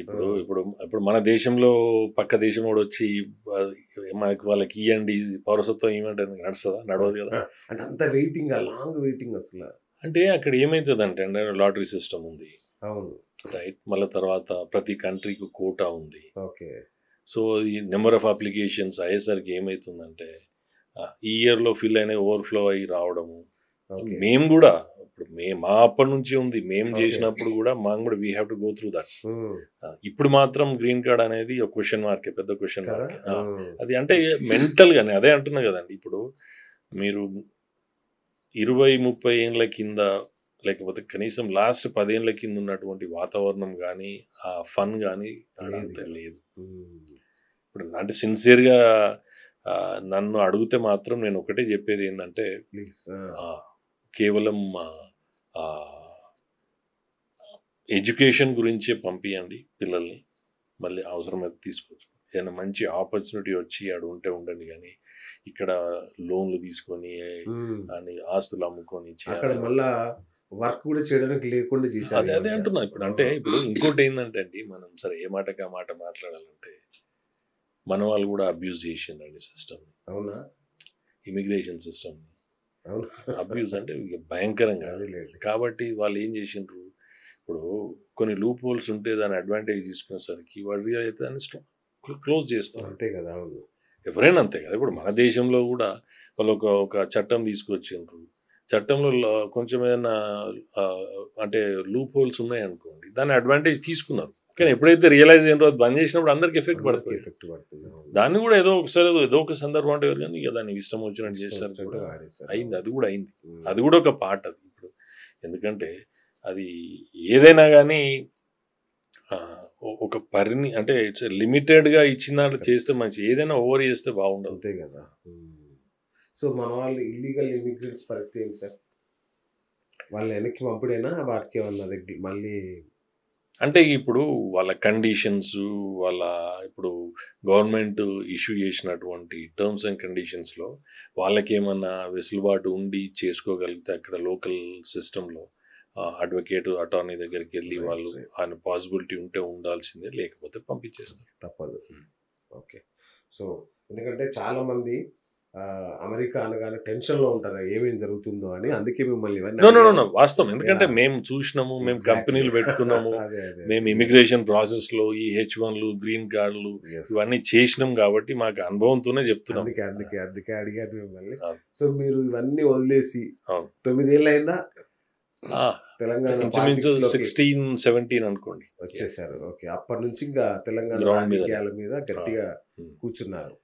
సో రాగానే తొలి దెబ్బ మీకు రేవంత్ రెడ్డి వేసాడని విన్నా, నిజమే? వాస్తవం అది. అంటే ఎందుకంటే ఇప్పుడు మేమేమో రాహుల్ గాంధీ టీంతో వచ్చి కింద మేము పని చేసుకుంటున్నాం. ఇప్పుడు మీరు చేసుకోండి, మీరు కాంటెస్ట్ చేస్తారని చెప్పి పంపించిండ్రు. ఎందుకంటే ఓవర్సీస్ కో కన్వీనర్ ఉన్నా కాబట్టి. సో మాకు కుటుంబ నేపథ్యం ఉంది, కాంగ్రెస్ నేపథ్యం ఉంది కాబట్టి అప్పుడు మాకు ఏమైందంటే టీవీలో అనౌన్స్ చేసిండ్రు, పేరు వచ్చింది, అంతా అయిపోయినాక కూడా ఈ మహాకూటమితోటి ఇప్పుడు టీడీపీ నుంచి కాంగ్రెస్ లో రావడం, ఆ తర్వాత అక్కడ రేవంత్ వర్కింగ్ ప్రెసిడెంట్ కావడం, తర్వాత అక్కడ ఉన్న వాళ్ళు ఎవరైతే గట్టిగా పట్టుబట్టినరో ఆ క్యాండిడేట్ అంతకుముందు ఎమ్మెల్యే ఉండడం, టీడీపీ క్యాండిడేట్ అవ్వడం, ముందు నుంచి టీడీపీ వీళ్ళతో రావడం, తర్వాత ఇంకోటి ఏంటంటే ఈ మహాకూటమిలో పొత్తులో భాగంగా వాళ్ళకి ఇస్తాయన్ని ఎన్నైతే సీట్లు ప్రామిస్ చేసిండ్రో అన్ని ఇవ్వకపోవడం, ఇవ్వకపోవడంతో కనీసం మాకు ఇవ్వకపోతే జిద్దు మీద కూర్చొని నాకు ఇవ్వకపోతే నేను కూడా పోటీ చేయాలనే పరిస్థితి అంత పట్టుబట్టడం అయ్యేసరికి ఇక మమ్మల్ని కన్విన్స్ చేయాల్సి వచ్చింది. అప్పుడు డికే శివకుమార్ గారు వచ్చారు, పుదుచ్చేరి సీఎం నారాయణ స్వామి గారు వచ్చారు. వాళ్ళందరూ కూర్చునబెట్టి మీకు అన్ని అవకాశాలు ఉంటాయి, ఓపిక పట్టండి అని ఇవన్నీ చెప్పడం, ఇవన్నీ జరిగినాయి ఇవన్నీ. కాబట్టి అంటే ఇప్పుడు 2018లో సో అట్లా మొదటి దెబ్బతిన్నారు. తర్వాత ఇప్పుడు ఆయన ఆబ్వియస్ గా వర్కింగ్ ప్రెసిడెంట్ నుంచి పిసిసి ప్రెసిడెంట్ అయిండు. తర్వాత ఇప్పుడు మీరు చూశారు 23లో సెప్టెంబర్ వరకు కాంగ్రెస్ గాడు ఎట్లుండే, సెప్టెంబర్ తర్వాత ఎట్లుండే అనేది చూసాం. కాబట్టి ఇప్పుడు అందులో మనం ఉన్నా కానీ పరిస్థితి లేదు. ఆడ నిజంగా పోటీ చేయాలంటే కూడా ఇప్పుడు ఉన్నది కాబట్టి ఇప్పుడు మాకున్నటువంటి పరిచయాలతోటి వివేక్ గారు బీజేపీలోకి రావడము, వారితో పాటు మేము కూడా రావడం బీజేపీలో. సో మీ రాజకీయ గురువు వివేక్ గారు అనుకోవచ్చా? అట్లని అంటే ఇప్పుడు బీజేపీలోకి వచ్చేటప్పుడు తన యాజ్ ఏ తన ఆధ్వర్యంలోనే రావడం జరిగింది. ఓకే. సో మీకు మొత్తానికి రాజకీయ బ్లడ్ మీద కుటుంబం ఉంది. మీ పెద్దనాన్నగారు దాదాపు ఒక 10 ఏళ్ళు చేశారా? వన్ టర్మ్ ఎమ్మెల్యేగా చేశారు. అంతకంటే ముందు సర్పంచ్ గా, సమితి ప్రెసిడెంట్ గా 2-3 సార్లు, అంటే దాదాపు సుదీర్ఘమైనటువంటి దాదాపు 40 ఏళ్ళ రాజకీయ నేపథ్యం ఉన్న కుటుంబం. ఓకే. రైట్. అంటే ఎన్ఆర్ఐ అనగానే, అంటే ఈ వర్డ్ వాడకూడదేమో, బట్ ఎన్ఆర్ఐ అనగానే ఏదో వచ్చి వెళ్ళిపోతారు వీళ్ళు, అక్కడ నుంచి వచ్చి వెళ్ళిపోతారు, డబ్బులు పట్టుకొచ్చి ఆ టైంకి ఎలక్షన్లో చేస్తారు అనే ఒక అపవాదం ఉంది కదా. సో దీన్ని ఎట్లా మీరు ఎదుర్కొంటారు? అంటే ఇప్పుడు మీరు అన్నది వాస్తవమే. ఎందుకంటే ఏదైనా కానీ ఏదో జరుగుతూనే కానీ ఇటువంటి వినబడుతుంటది. ఎగ్జాక్ట్లీ. అంటే ఇప్పుడు బేసిక్గా ఇంతకుముందు మీరు అన్నట్టు రాజకీయ కుటుంబ నేపథ్యం ఉంది, ఊరితో అనుబంధం ఉంది. ఇప్పుడు నేను వారం రోజులకు వచ్చినా కానీ ఒక 2 రోజులు వీకెండ్, అంటే సాటర్డే సండే మా ఊర్లోనే ఉండేవాడిని. కాబట్టి అక్కడ ఉన్నటువంటి వాళ్ళతోని మమేకమై వాళ్ళ ఇష్యూస్ చిన్నవి కావడము, తర్వాత వాళ్ళు ఇన్వాల్వ్ కావడము, చేయడము. నేను కంపేర్గా అంటే వచ్చే వాళ్ళతో నేను కంపేర్ చేసుకోను. ఎందుకంటే నేను ప్యాషనేట్గా ఇష్టపూరితంగా నేను వచ్చినాను ఏదో చెయ్యాలనే తపనతో. కాబట్టి మిగతా వాళ్ళేమో రాజకీయం అంటే ఒక వ్యాపారమో, ఉద్యోగమో, లేకపోతే వర్కౌట్ అయితే అయింది, లేకపోతే మళ్ళీ మనం అమెరికా వెళ్ళిపోదామనే ఉద్దేశంతో ఉంటారు. కాబట్టి కానీ మాదేంటంటే నిజంగానే ఒక ప్యాషనేట్గా ఒక ఇష్యూస్ మీద, అంటే బేసిక్గా హెల్త్ కేర్, ఎడ్యుకేషన్, ఎంప్లాయ్మెంట్, ఈ 3 మీద మా వంతుగా చేస్తే ఆడ ఉన్నటువంటి పరిస్థితుల్లో వాళ్ళకు జీవన శైలిలో మార్పు వస్తుంది, జీవితం బాగుపడతాను ఒక చేయాలి ఒక దృఢ సంకల్పంతో చేస్తాను. మీకు అమెరికాలో ఇంకా వ్యాపారాలు ఉన్నాయి కదా, మరి అటు ఇటు మీ మనసు కొట్టుకోదా? అంటే అమెరికాలో ఉన్న వ్యాపార విషయానికి వస్తే ఏదో ఒకటి కంటిన్యూషన్ ఒకటి పెట్టుకున్నాము, కానీ మేజర్గా మాత్రం వేరే కంపెనీస్ కొనేస్తే ఇక్కడే ఇప్పుడు స్టార్ట్ చేసినాం. ఇక్కడనే ఒకటి IoT based, internet of things based patented solution ఒకటి ఉంది. ఇక్కడ యూటిలిటీస్ మీద చేస్తున్నాము. సో దాన్ని ఇంకా కూడా స్ప్రెడ్ చేస్తే, అంటే ఒక రియల్ టైం ప్రాబ్లమ్, సాగునీరు కానీ తాగునీరుకి సంబంధించి డిస్ట్రిబ్యూషన్ సిస్టమ్ దానికి చేస్తున్నాం. ఇంకా ఎక్స్పాన్షన్ లో ఉన్నది, ఇప్పుడే స్టార్ట్ అవుతుంది. ఓకే. సో మీ ఫుల్ టైమ్ నియోజకవర్గం మీదనే పెడుతున్నారు కాన్సంట్రేషన్? ఖచ్చితంగా మొత్తం అక్కడే ఉంటాను నేను. ఓకే. పెద్దపల్లిలో ఉంటాను, ఆయన పని ఉంటేనే ఇటు వస్తాను. హైదరాబాద్ రావడం? మా ఊరు కూడా దగ్గరే, అమ్మగారు మా అమ్మ కూడా ఉన్నారు, అమ్మతో ఉంటాను. అవునా? చాలా అదృష్టవంతులు అయితే, అమ్మతో ఉండడం చాలా అదృష్టం. ఎన్ఆర్ఐ అయ్యాక, అంటే అమెరికా పోయాక కూడా వచ్చి రావడం, మాతృదేశంలో మాతృమూర్తితో. ఇక్కడ ఉంటాను కరెక్టే, కానీ అక్కడ ఇబ్బంది ఉంటుంది కదా. ఇక మరి అన్ని కావాలంటే కష్టం. అదే కదా, కొన్ని త్యాగాలు చేయాల్సిందే. అంటే వాళ్ళ అమ్మ దగ్గర వాళ్ళ పిల్లలు ఉన్నారు కదా, అంటే వాళ్ళ అమ్మ కూడా అక్కడే ఉంటారు. అదే అంటున్నా, మీ పిల్లలకి వాళ్ళ మమ్మీ ఉంది కదా, వాళ్ళ మమ్మీ కూడా ఆడే ఉంటారు. ఓ అవునా? టెన్షన్ లేదు కొంచెం. సో ఎక్కడికెక్కడ ఎవరి మమ్మీలతో వాళ్ళు ఉంటున్నారు. Super sir. అంటే ఒకవేళ మీరు ఎమ్మెల్యే అయితే వాళ్ళు ఇక్కడికి వచ్చేస్తారా? లేదండి, పిల్లలకు ఇంట్రెస్ట్ లేదు, వాళ్ళు రారు. ఎందుకంటే వాళ్ళు బాండ్ సిటిజన్స్ అక్కడ. సో ఇక్కడ వాతావరణం కానీ ఇక్కడ కానీ, అంటే ఓవర్ పీరియడ్ ఆఫ్ టైం నేను దృఢంగా నేను నమ్ముతున్నది ఏంటంటే, ప్రపంచంలో భారతదేశం ఒక అంటే ఒక స్థాయికి పోతుంది, అందరూ మన వైపు చూస్తారని నా దృఢ నమ్మకం నాకు ఉంది. అమెరికా కానీ ఇంకో దేశం కూడా వాళ్ళు ఇక్కడికి ఖచ్చితంగా ఉంటారు కాబట్టి అటువంటి పరిస్థితి వస్తే వాళ్ళకి ఈజీ అయ్యి వాళ్ళు వస్తారు కావచ్చు కానీ చెప్పలేం. కేటీఆర్ రాలేదా? కేటీఆర్ వస్తాను అనుకున్నాడా? అంటే అది రాజకీయం కనుక ఆ. ఓవరాల్ గా కూడా నేను అనేది ఏంటంటే ఇప్పుడు యుఎస్ కి అయితే అందరూ పోవాలని ఇట్లా తహతహలాడతారో అంటారు, ఒక ఇప్పుడు రోజు ఒక రోజు భారతదేశాన్ని కూడా తహతహలాడే పరిస్థితి వస్తా నేను అనుకుంటున్నాను. ఖచ్చితంగా వస్తారు. అటువంటి క్రమంలో బిజినెస్ పరంగా కావచ్చు వేరే రీతిగా వస్తే రావచ్చు, ఎందుకంటే వాళ్ళ మూలాలు ఇక్కడ ఉన్నాయి కాబట్టి అదే, అదే. వస్తారు కావచ్చు కానీ రాజకీయంగా అయితే రారు. రారు. రాజకీయంగా అయితే రారు. ఓకే. నేను ఫోర్స్ చేసేది ఏం లేదు, వాళ్ళు అక్కడ బాండ్ సిటిజన్స్ వాళ్ళు ఏమైనా ఇంట్రెస్ట్ ఉంటే అక్కడ చేసుకుంటారు కావచ్చు కానీ ఇక్కడైతే లేదు. Right sir. పెద్దపల్లి నియోజకవర్గం విషయానికి వస్తే ఒక వ్యవసాయ ఆధారిత ప్రాంతం, అట్లాగే పరిశ్రమలు కూడా బాగానే ఉన్నట్టున్నాయి కదా, రైట్? అవును. మరి అయినా కూడా ఇంకా కూడా అభివృద్ధిలో చాలా వెనుకబడినట్టు అనిపిస్తుంది పెద్దపల్లి నియోజకవర్గం. అంటే ఇప్పుడు మీరు ఏంటి రీజన్ అయి ఉండొచ్చు? అంటే మీరు ఇప్పుడు పూర్తిగా మా అసెంబ్లీ కాన్స్టిట్యున్సీ పెద్దపల్లి తీసుకుంటే మాత్రం సరే. పూర్తిగా వ్యవసాయ ఆధారిత ప్రాంతం. అవును. ఏషియాలోనే మిర్యాలగూడ తర్వాత అంటే టాప్ 5లో మిర్యాలగూడ నెంబర్ 1 అంటారు, తర్వాత మాది పెద్దపల్లి అంటారు. రైస్ మిల్లు దాదాపు ఒకటే మండలంలో 220 రైస్ మిల్లు ఉంటాయి. బా. సో దాంతో పాటు మీకు సహజ వనరులు అంటే ఇంకా డీటెయిల్గా మనం మాట్లాడదాం దాని గురించి అవును, కానీ. అవును. సో బేసిక్ ఏంటంటే ఇప్పుడు గత 30 ఏళ్ళ నుంచి మీరు చూసుకుంటే ఏ విధమైనటువంటి అభివృద్ధి జరగాలనో అది జరగలేదని నేను గట్టిగా వాదిస్తున్నాను. ఓకే. పూర్తిగా అభివృద్ధి జరగలేదని అనట్లేదు, ఉమ్, కానీ ఇంకా ఎక్కువ జరగాల్సింది. ఓకే. ఎందుకంటే సరైన నాయకత్వం లేక, ఉమ్, సరైన విజన్ ఉన్న నాయకుడు లేక, అంత స్వార్థపరమైన రాజకీయాలు, నాకేం లాభం, ఓట్లు వేయించుకునే వరకు ఒకటి, ఓట్లు వేయించుకున్న తర్వాత ఒకటి, కాబట్టి ఇటువంటి వాటితోటి నష్టపోయింది. ఎందుకంటే మాకు బ్రహ్మాండమైనటువంటి రోడ్ కనెక్టివిటీ, రైల్ కనెక్టివిటీ, సహజ వనరులు, కొంచెం జిల్లా వ్యాప్తం చూస్తే ఇండస్ట్రియల్ కారిడార్ బ్రహ్మాండంగా ఉంది. అవును. సో కాబట్టి దాన్ని సరైన రీతిలో ఈ ట్రాన్స్ఫర్మేషన్ సరైన ఈ గత 30 ఏళ్ళలో జరగలేదు, దాంతో అభివృద్ధికి నోచుకోలేదని చెప్తున్నాను. రైట్. సో మీకేమన్నా విజన్ డాక్యుమెంట్ ఉందా? నా పెద్ద పెళ్లి ఆఫ్టర్ 10 years అనో, లేదంటే నా పెద్ద పెళ్లి ఇలా ఉండాలి అనే విజన్ ఏమన్నా ఉందా మీకు? ఖచ్చితంగా అండి. ఇప్పుడు నేను మీకు అదే చెప్తున్నాను కదా, వ్యవసాయ ఆధారిత ప్రాంతం. అవును. ప్రోగ్రెసివ్ ఫార్మింగ్ చేయొచ్చు. ఇప్పుడు ప్రోగ్రెసివ్ ఫార్మింగ్ అంటే మోడర్న్ టెక్నిక్స్ వచ్చినాయి, హైడ్రోఫోనిక్స్ వచ్చినాయి, రైట్? స్మార్ట్ సెన్సర్స్ వాడుతున్నారు, డ్రోన్స్ వాడుతున్నారు.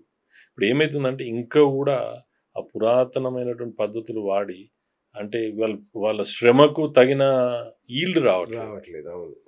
సో నాలాంటోడు వస్తే నేను ఖచ్చితంగా ఆ ప్రోగ్రెసివ్ ఫార్మింగ్ టెక్నిక్స్, మెథడ్స్ అవన్నీ కూడా ఇంప్లిమెంట్ చేస్తాను. నేను కూడా ఇప్పుడు వ్యవసాయం చేసుకుంటాను. నేను కూడా నేను అమెరికాలో ఉన్నా చేసుకున్నాను.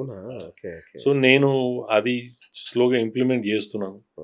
సో అది తర్వాత అవేర్నెస్ ప్రోగ్రామ్స్ తీసుకొస్తున్నాను. ఇప్పుడు ఎడ్యుకేషన్ ఇన్స్టిట్యూషన్స్ ఆల్రెడీ కొన్ని మా ఊర్లోనే, మా మండలంలోనే 1000 మంది పిల్లలకు నేను 6th నుంచి 12th medium of instruction English, 11th 12th hostel facility ఏదో చిన్న శ్రమతోటే చేయగలిగినానంటే నాకు ఇంకా పవర్ వచ్చినాక ఇంకా ఏ విధంగా, ఎందుకంటే మేము ఎవరి దగ్గరికైనా ఇష్యూ తీసుకుపోగలము, మాట్లాడగలుగుతాము, ప్రజెంట్ చేయగలుగుతాము, వాళ్ళని కన్విన్స్ చేయగలుగుతాము.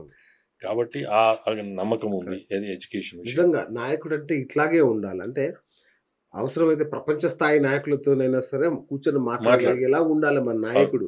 కానీ ఏంటో మన ఇండియాలో దురదృష్టం ఏంటంటే చదువు రాని వాళ్ళు, చదువు లేని వాళ్ళు, చదువు అవసరం లేని వాళ్ళు కూడా పెద్ద పెద్ద నాయకులుగా చలామణి అవుతున్న దుస్థితి మనది. అంటే ఇప్పుడు శ్రీనివాస్ గారు ఎంత దురదృష్టం అంటే కొన్ని సందర్భాలలో పోతాం, కొన్ని మీటింగ్స్లలో లేకపోతే అక్కడ బయట చూస్తుంటే ఇంతకుముందు బీఆర్ఎస్ అధికారంలో ఉన్నప్పుడు, ఇప్పుడు కాంగ్రెస్ అధికారం ఉన్నప్పుడు, ఇంకా వేరే అధికారంలో ఉన్న వాళ్ళు అసలు వాళ్ళు పోయి అడిగితే అసలు మీరు ఎమ్మెల్యేలు, ఎంపీలు ఎందుకు అయినరు అంటే ఆన్సర్ ఉండదు, రైట్? అంటే ఇది రాజకీయము, ఎమ్మెల్యేగా ఎంపీగా గెలవడం అనేది వ్యాపారమో ఉద్యోగమో లేకపోతే అది కాదు. అరే అది ప్యాషనేట్గా మీరు ఎంతో కొంత సేవ చేయాలి. అట్లా అని చెప్పేసి మీ ఆస్తులు అమ్ముకొని సేవ చేయమని ఎవరు అంటలేదు. మీరు బాగుపడండి, కానీ పని చేయండి. అది లేదు, మొత్తం గుడిని మింగాలి, గుడి లింగాన్ని మింగాలి, రైట్? సరే, మీరు వచ్చారు 9-10 ఏళ్ల నుంచి నియోజకవర్గానికి. అంటే మీ స్థాయిలో మీరు ఏం చేశారు ఇంతవరకు నియోజకవర్గం కోసం? నేను అదే చెప్తున్నాను కదా. ఇప్పుడు మా మండలంలో ఒక ఇంటర్మీడియట్ కాలేజ్ అండి, అదేంది రివోకేషన్ స్టేజ్లో ఉండే. దాన్ని ఒక ప్రాజెక్ట్ లెక్క తీసుకొని ఓకే. దాన్ని ఎంబడిపడి అక్కడున్న యూత్ని ఇన్వాల్వ్ చేసి దాన్ని అంటే ఇంకా చెప్తే పోతే డీటెయిల్ కానీ షార్ట్గా చెప్తున్నాను నేను. షార్ట్గానే చెప్పండి. అది దాంతో ఏమైందంటే అక్కడ ఒక ప్రైవేట్ కాలేజ్ మూతపడ్డది. ఓకే. దాదాపు ఒక 400 మంది పైచిలుకుల స్టూడెంట్స్, అంత చిన్న 2 రేకుల షెడ్ల కింద ఉన్నటువంటిది ఇప్పుడు పక్కా బిల్డింగ్ తోటి అప్పుడు సిఈసి హెచ్ఈసి గ్రూప్స్తో ఉన్నది. ఇప్పుడు దాదాపు ఎంపీసీ బైపీసీ ఇంకా వొకేషనల్ కోర్సెస్తో పాటు కూడా వచ్చేసింది. ఒక చిన్న మారుమూల గ్రామం మండలం, 20-25 వేల జనాభా అంటే ఓటర్స్ ఉంటారు, దాంట్లో అది వచ్చింది. రైట్. సూపర్. తర్వాత మోడల్ స్కూల్ సేమ్ ఇదే మండలంలో ఆడ గవర్నమెంట్ ల్యాండ్ లేదని చెప్పేసి రిజెక్ట్ చేసిన నా దృష్టికి తీసుకొస్తే దాని ఎంబడిపడి సో రాజకీయ నాయకులతో మాట్లాడి అన్నీ చేసి మా సొంత ఊర్లో ఒక 5 ఎకరాల గవర్నమెంట్ ల్యాండ్ అలాట్ చేసి దాదాపు ఒక క్యాంపస్ ఏర్పాటు చేయడం జరిగింది. దాదాపు ఒక 600 మంది స్టూడెంట్స్ చుట్టుపక్కల పెద్దపల్లి అసెంబ్లీ నుంచి రోజు వచ్చిపోతుంటారు. 6th నుంచి 12th medium of instruction English, 11th 12th వచ్చేసి హాస్టల్ ఫెసిలిటీ కూడా ఉంది. సో మరి వైద్య విషయంలో నేను చెప్పిన కదండి, 2019లో కోస్లా ఫౌండేషన్ వారితో కలిసి ఇక్కడ ఉన్న నా నెట్వర్క్ తోటి వాళ్ళతో కలిసి 30 లక్షలు విలువ చేసేది 10 bedded ICU గవర్నమెంట్ హాస్పిటల్ తీసుకొచ్చిన. ఓకే. తర్వాత మీరు అన్నట్టు ఇసుక మీద మట్టి మీద తర్వాత మాకు తోచిన విధంగా అక్కడ ఇక్కడ ఉద్యోగాలు పెట్టియడం అవి చేయడం జరుగుతూనే ఉన్నాయి. వాటి మీద పోరాటాలు చేస్తూనే ఉన్నాం, ప్రజల తరఫున ఉంటూనే ఉన్నాం. అప్పుడు సార్ ఇసుక మాఫీ వాళ్ళు అందరికి డబ్బులు ఇస్తారు, మీకు ఇవ్వలేదా? అంటే ఎందుకు మీరు కొట్లాడారు వాళ్ళ మీద? అది సైలెంట్ గా జరిగిపోతుంటది. లేదు, వాస్తవం మీరు అనేది 100% వాస్తవం. ఇప్పుడు నేను అదే చెప్తున్నాను కదా, మీరు చెప్తే నమ్మరు మనకు ఒక్కరు ఫోన్ చేయలేదండి. అంటే నేనేదో వేరే ఉద్దేశం అని కాదు, అంటే వాళ్ళు ఎందుకు చేయలేదో నాకు కూడా తెలియదు. అంటే వీడు ఇన్నడానో లేకపోతే మొండేవాడానో లేకపోతే అదన్నా కానీ తెలియదు, కానీ మొత్తానికి అయితే నాకు తెలియదు. కానీ ఒక్కటి మాత్రం ఖచ్చితంగా చెప్తా, ప్రతి ఒక్క నాయకుడు తీసుకున్నాడండి. అంటే ఇక నేను పేర్లు తీసుకోదలుచుకోలేదు, బయటికి కనబడేది ఒక్కడు. మా దగ్గర ఎట్లా అంటే ఎంత సత్య హరిశ్చంద్రు లెక్క ఎట్లా బిహేవ్ చేస్తారంటే, ఇంతకుముందు ఉన్న ఎమ్మెల్యే ఇప్పుడున్న ఎమ్మెల్యే అంతకుముందు వాళ్ళంతా కూడా మేము అంటే ఏది తడి బట్టలతో గుళ్ళేసి వస్తామని, తర్వాత తొడలు కొట్టుకున్నారు, నేలక ఈడతామన్నారు, ఇవన్నీ జరిగినాయి కానీ మళ్ళీ ఇద్దరు కలిసి చేస్తారు. సో కాబట్టి అన్ని పార్టీ వాళ్ళు, ఈ పార్టీ ఆ పార్టీ అని కాదు, ఏదో విధంగా అన్ని పార్టీ వాళ్ళు లబ్ధి పొందిన వాళ్ళే మీరు అన్నట్టు. సో మీరు మాత్రం కొట్లాడుతున్నారు సొంత నా డబ్బులు ఖర్చు పెట్టి. సూపర్. అది గ్రీన్ ట్రిబ్యునల్ చెన్నై పోయి మళ్ళీ తర్వాత సుప్రీంకోర్టు పోయి అవన్నీ లక్షలలో మేము ఆడ ఖర్చు పెట్టుకుని కొట్లాడుతాం. సో ప్రజల్లో ఆ గుర్తింపు ఉందా మరి? కష్టపడుతున్నారు కదా. ఖచ్చితంగా ఉంది, వాళ్ళు ఆదరిస్తున్నారు. ఇప్పుడు ఎక్కడ పోయినా మీరు పెద్దపల్లి పోయినా కానీ మీరు ఇసుక గురించి వచ్చినప్పుడు సురేష్ రెడ్డి, గొట్టిముక్కల సురేష్ రెడ్డి గారు చేసిండ్రు, ఆయన ఏంగానే ఆగింది అనేది అంటే స్ప్రెడ్ అయ్యింది. అది బాగుంది. అయితే సార్ సమస్య ఏంటంటే ఆ నియోజకవర్గంలో బీజేపీకి ఎప్పుడు కూడా కనీసం ఓట్లు కూడా ఎప్పుడు రాలా. మరి మీరేమో ఆ పార్టీ తరఫున కొట్లాడుతున్నారు, మీ పరిస్థితి ఏంటి? అంటే ఇప్పుడు నేను ఏమంటున్నానంటే అండి, ఎప్పుడు కానీ పార్టీ బేసిస్ కొన్ని ఓట్లు వస్తాయి, వ్యక్తి ఆధారంగా కొన్ని ఓట్లు వస్తాయి. అక్కడ ఉన్నటువంటి ఎలక్షన్ టైంకు తిరిగే సర్కమ్స్టాన్సెస్ బట్టి మనం చేసే దాన్ని బట్టి కూడా వస్తాయి. సో ఇవన్నీ కూడి చేస్తే అవుతుంది. అయితే ఇక్కడ ఏం జరుగుతుందంటే,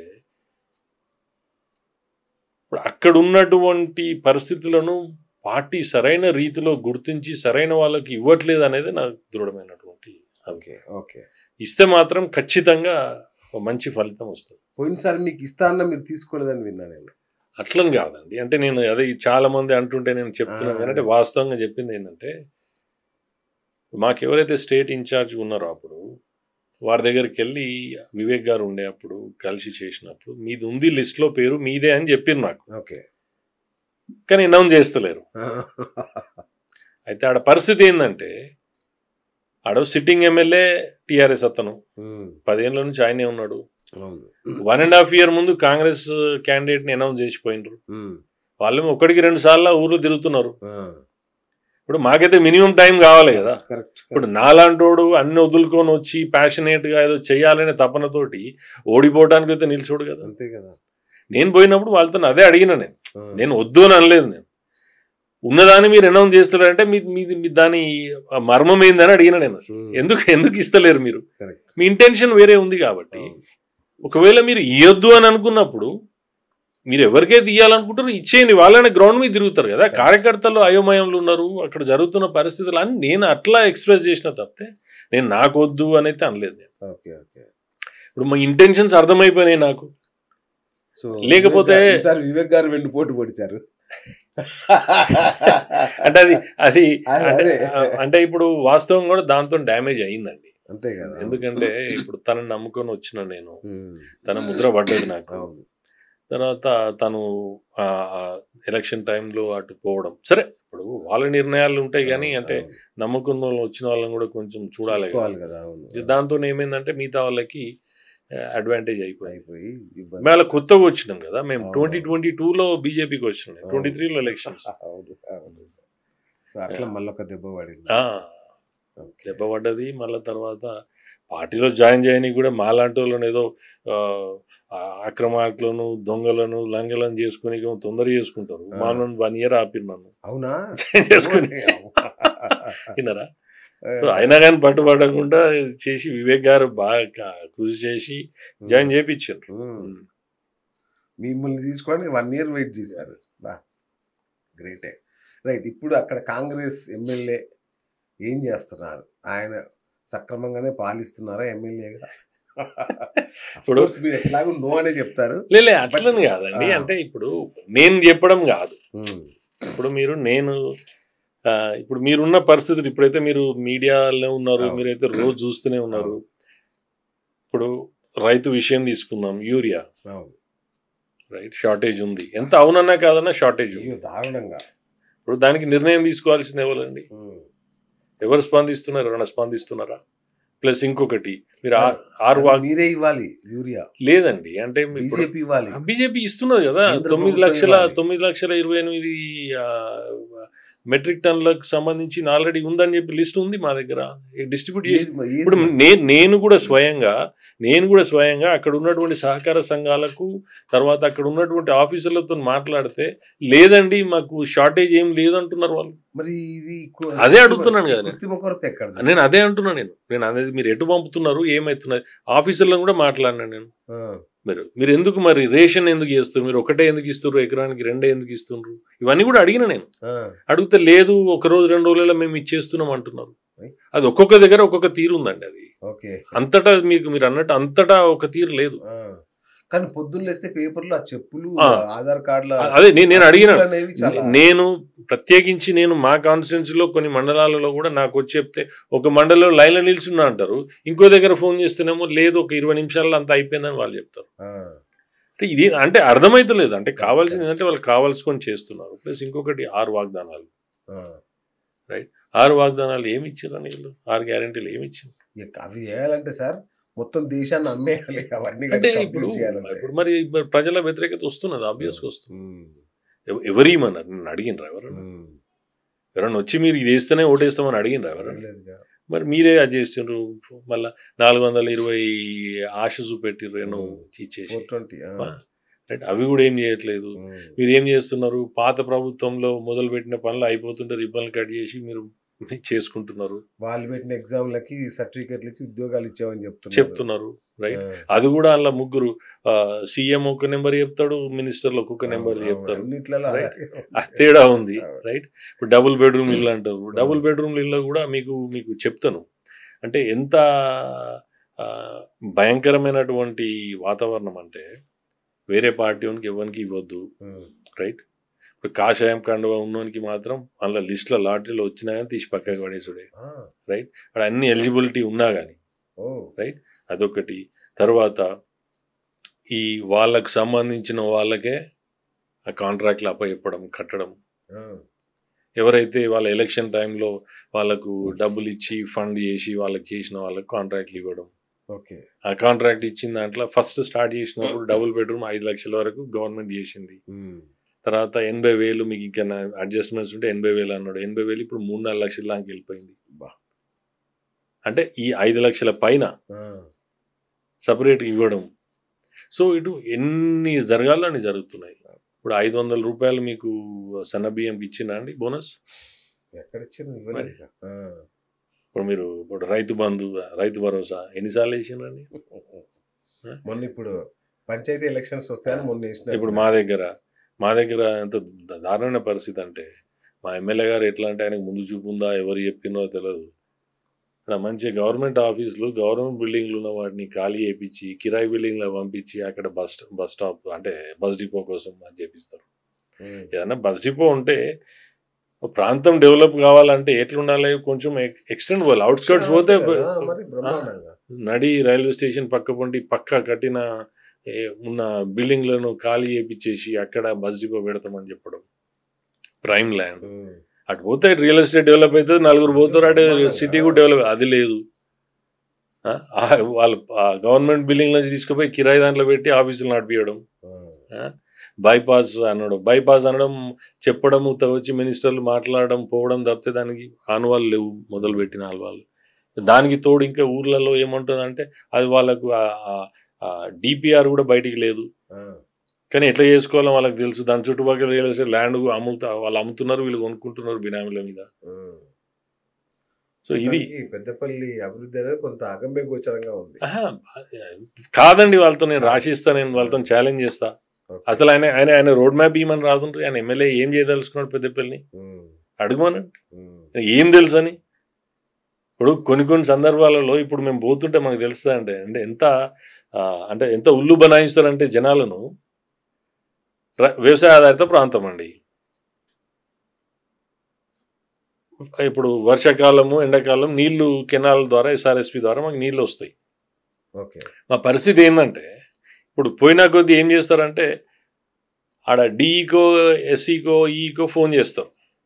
ఆడ ఎస్ఆర్ఎస్పి నుంచి నీళ్ళు వస్తున్నాయి, మీ ప్రాంతానికి వచ్చేసరికి 2 రోజులు పడతాయని చెప్తారు. ఈ పెద్ద మనిషి ఏం చేస్తాడు, ఒక రోజు ముందు పోయి ధర్నా చేస్తారు రైతులతోటి.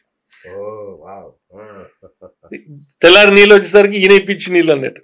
అంటే అన్ని జిమ్మిక్లు అండి, అన్ని జిమ్మిక్లు. ఏమనంటే రైతుల పక్షపాతి అని చెప్పుకోవడం. ఇదా అండి ఎన్ని రోజులు అంటే ఓట్ల కోసం మనం చేసి ఏం చేసినావు, కాంక్రీట్గా ఏం చేసినావు చెప్పండి.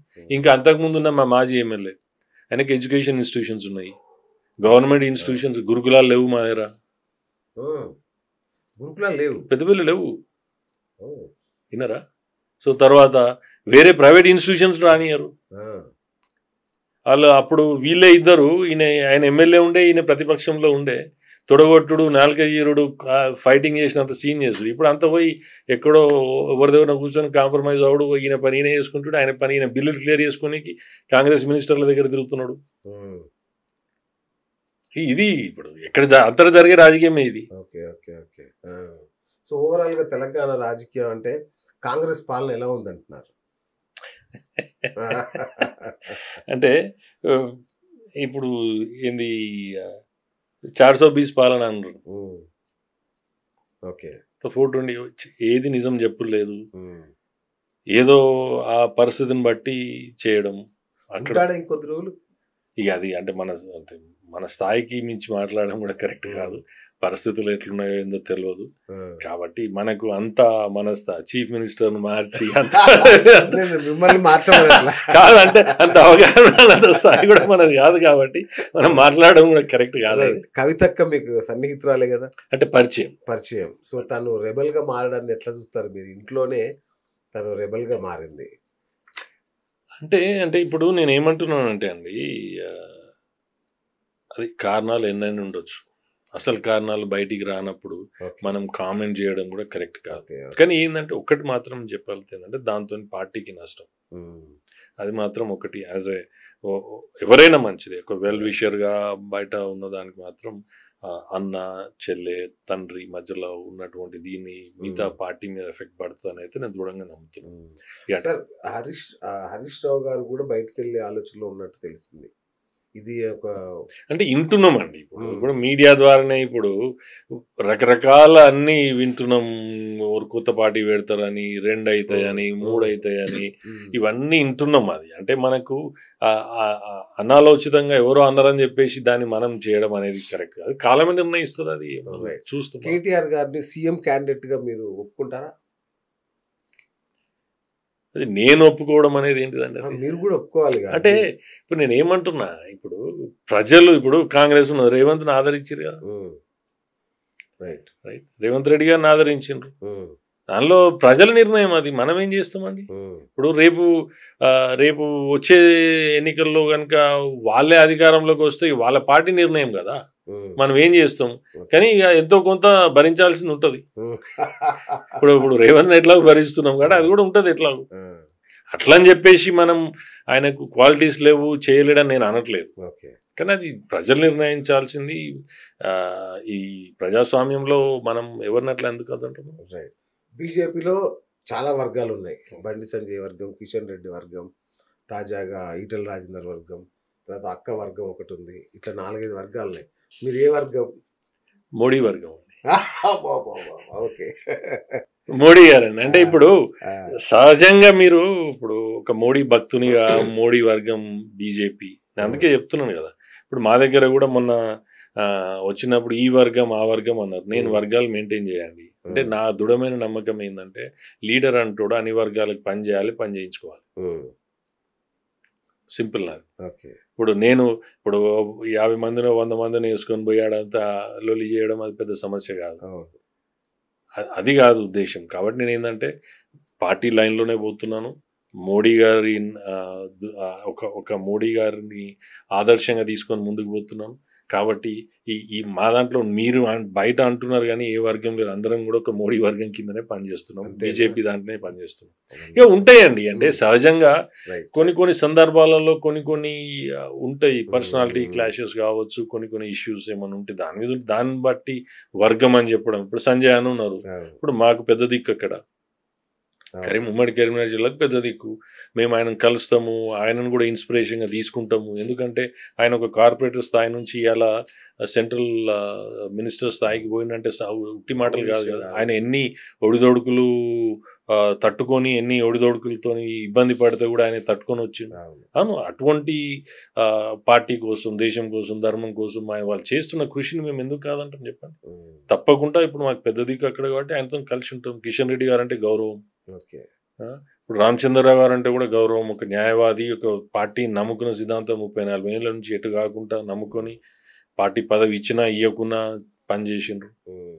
కాబట్టి అట్లా వర్గాలనే ఏం లేవండి. అది గట్టిగా కొంచెం ఏదో ప్రతి దాంట్లో ఇప్పుడు ఇంట్లో 4 అన్నదమ్ములు ఉన్నాక ఏదో ఒక చిన్న ఇష్యూ ఉంటుంది కదా, అది ఇంటర్నల్ సాల్వ్ చేసుకుంటారు. అది పెద్ద నేనైతే అట్లేం పార్టీ. నేనైతే మీకు రాజకీయాలు బాగానే వంట పట్టే అయితే పాస్ అయ్యారు మీరు.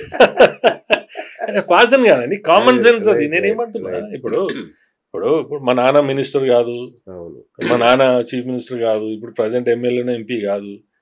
నేను ప్రజలతో మమేకమై ప్రజలతో నా బలం పెంచుకోవాలి తప్పితే నేను ఇప్పుడు ఏమున్నది, నేను వర్గం పెడితే ఇంకో వర్గం పెడతారు, ఏమో లాభం. ఆ ఒక్క వర్గం సపోర్ట్ చేస్తే కాదు కదా. ఇప్పుడు ఒక బీజేపీ ఓట్లతోనే మేము గెలవం కదా. ప్రజలు ఓట్లు వేయాలి, అంత న్యూట్రల్ ఉన్న వాళ్ళు, మిగతా పార్టీ వాళ్ళు ఉన్న వ్యతిరేకత అన్ని కలిసి చేస్తేనే కదా బయటపడేది. గెలవాలి. కాంగ్రెస్ టికెట్ ఇవ్వలేదని బీజేపీలోకి వచ్చారు. రేపు బీజేపీ టికెట్ ఇవ్వలేదు అనుకోండి, ఏ పార్టీలోకి వెళ్తారు? అంటే మీరు అనేది నేను దాన్ని అంగీకరించను. ఎందుకంటే టికెట్ కోసం నేను రాలేదు. నేను మీకు ఇంతకుముందు మనం మాట్లాడే డిస్కషన్లో కూడా చెప్పినా, నేను మా కుటుంబ నేపథ్యం కాంగ్రెస్తో అనుబంధం ఉంది కాబట్టి కాంగ్రెస్లో ఉన్నాం అప్పుడు. రైట్, అక్కడ ఉన్నటువంటి లోకల్ పరిస్థితుల్లో మేము ఖచ్చితంగా ఇక్కడ ప్రజలకు సేవ చేయాలనే ఉద్దేశంతో మేము వచ్చి కింద పనిచేస్తున్నాం. అది టికెట్ ఇస్తారా రేపిస్తారా అనేది ఒక నిమిషం అప్రస్తుతం. కాబట్టి కాంగ్రెస్లో టికెట్ ఇయ్యనందుకు నేను పోలేదని, బీజేపీలోకి పోయినాను కాదు. అక్కడ ఉన్న నేను ఎప్పుడైతే నాకు ఆ సెట్ బ్యాక్ అయిందో, రైట్, ఎందుకంటే టీవీలో అనౌన్స్ చేయడము, తర్వాత పక్క పార్టీ నుంచి, ఎందుకంటే కేవలం వాళ్ళకు ఎమ్మెల్యేగా చేసిండు. మరి అట్లా అంటే పార్టీ నిర్ణయం తప్పు పడతాను నేను అప్పుడు. ఎందుకంటే సిట్టింగ్ ఎమ్మెల్యే డిపాజిట్ రాలే, మరి ఆయనకు నెక్స్ట్ టికెట్ ఎట్లా ఇస్తారండి? అవన్నీ క్వశ్చన్ చేసినాం మేము, అయినా ఇచ్చింది కానీ గెలవలే కదా. రైట్, సో దానికి అనుగుణంగా నేను ఏమంటున్నా అంటే అక్కడున్న పరిస్థితులు బట్టి, అక్కడ ఉన్నటువంటి దాంట్లో అక్కడున్న కాంగ్రెస్ వ్యవహార శైలి కావచ్చు, నా వ్యక్తిత్వం, ఎందుకంటే నేను కుటుంబ నేపథ్యంలో కాంగ్రెస్ నమ్ముకొని ఉన్నాం కాబట్టి అది నేను కరెక్ట్ అనుకున్నాను అప్పుడు. కానీ ఎప్పుడైతే నేను కింద గ్రౌండ్ రియాలిటీ తెలుసుకున్నాను చేసినాక బీజేపీ పార్టీ కరెక్ట్ నా పర్సనాలిటీకి, నా స్టైల్ ఆఫ్ దానికి. సో నేను ఎందుకంటే కొంచెం దేశం మీద అభిమానం ఉన్నోని కాబట్టి, ప్రాంతం మీద మమకారంతో ఏదో చేయాలని వచ్చిన కాబట్టి, సో ముందు నుంచి కూడా అంటే నాకు అవకాశం లేదు కానీ, లేకపోతే ఎయిర్ ఫోర్స్లో పోవాలని ఒక మంచి అది ఉండే. అక్కడ లేకున్నా కానీ మాకున్న దాంట్లో ఇంజనీరింగ్ చేసుకుంటూ కూడా 3 ఏళ్ళు చేసి సి సర్టిఫికేట్ తెచ్చుకొని, ఈ గ్లైడర్ సోలో పైలట్ లైసెన్స్ తెచ్చుకొని, ఈ వాయిస్ అని క్యాంప్స్ చేయడం అక్కడిక్కడ అవన్నీ చేసినాం కాబట్టి, సో ఇవన్నీ కొంతమంది పెద్దలు కూర్చుండి వాళ్ళు చెప్పి నీకు ఇదైతే కరెక్ట్ అన్న ఉన్నది. కానీ ఇప్పుడు ఒకవేళ ఇవ్వకపోతే ఇండిపెండెంట్ గా పోటీ చేస్తారా? అట్లా అటువంటి ఆలోచన లేదండి. నేనైతే ఖచ్చితంగా దృఢంగా నమ్ముతున్నా ఈసారి ఖచ్చితంగా టికెట్ వస్తుంది, ఖచ్చితంగా పోటీ చేస్తాం, ఖచ్చితంగా గెలుస్తాననే నమ్మకంతోనే ఉన్నాను నేను. కాబట్టి అదే పార్టీలో ఉంటాను, అదే పార్టీ లైన్ లో పోతాను. కానీ వేరే పార్టీ ఆలోచన లేదు, ఆ దృష్టి అసలు ఆలోచనే లేదు. Right, super. సో మొత్తానికి నెక్స్ట్ మీరు ఎమ్మెల్యే అవ్వబోతున్నారు అనుకోవచ్చు? ఖచ్చితంగా అవుతున్నారు. ఖచ్చితంగా. Yes, wonderful. ఒకవేళ మీరు ఇప్పుడు ఎలక్షన్లకు వెళ్తున్నారు కాబట్టి మీ పెద్దపల్లి ప్రజలకి మీరు ఇచ్చే సందేశం ఏంటి? నేనేమంటున్నానంటే పెద్దపల్లికి సహజ వనరులు ఇంకా అభివృద్ధికి చాలా ఆస్కారం ఉంది.